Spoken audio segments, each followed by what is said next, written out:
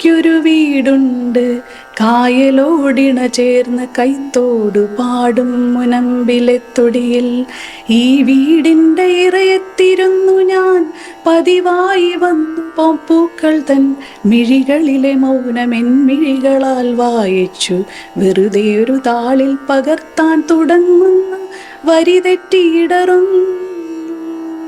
കിളിമരച്ചില്ലയിൽ പടരുന്ന മുല്ലയ്ക്ക് ചില നേരമെന്തിനോ ചിരിയോടു ചിരി പൊട്ടിയുതിരുന്നു. അതു കണ്ടു ഞാനും ചിരിക്കുന്നു, വെറുതെ ചിരിക്കുന്നു.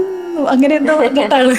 പക്ഷെ ആ മുല്ലപ്പൂവൊക്കെ ചിരിക്കുന്നു എന്ന് പറയുമ്പോൾ നമ്മൾ ശരിക്കും മുല്ലപ്പൂവിനെ നോക്കുമ്പോൾ അത് ചിരിക്കുവാണോ എന്ന് നമുക്ക് തോന്നും. അപ്പം ഞാൻ പറയുകയാണെങ്കിൽ ഇപ്പോഴത്തെ കാലഘട്ടത്തിൽ കുട്ടികളൊക്കെ ഞാൻ എന്താ ചെയ്യേണ്ടത് എന്നൊക്കെ എൻ്റെ മകനൊക്കെ എന്നോട് ചോദിക്കാറുണ്ട്. അപ്പോൾ ഞാൻ പറയും, ചെറുതായിട്ട് പുറത്തേക്കൊക്കെ ഒന്ന് നോക്ക്, ആ പ്രകൃതിയൊക്കെ എന്തൊക്കെയാണ് ചെയ്യണമെന്നൊക്കെ നോക്കുന്ന പറയുമ്പോൾ അവർക്കൊന്നും മനസ്സിലാവുന്നില്ല.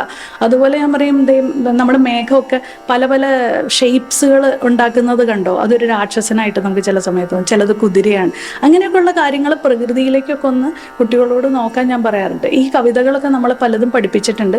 ഞാൻ പണ്ട് എപ്പോഴും പറയുന്ന പോലെ തന്നെ ഇപ്പോഴത്തെ ജനറേഷൻ അൺലക്കിയാണ് ആ കാര്യത്തിൽ. നമ്മളൊക്കെ ശരിക്കും ഒത്തിരി നമ്മൾ ലോൺലിനെസ്സിനെ മാറ്റി സെൽഫ് മീ ടൈം അത് ആസ്വദിക്കാൻ പഠിച്ചവരാണ്.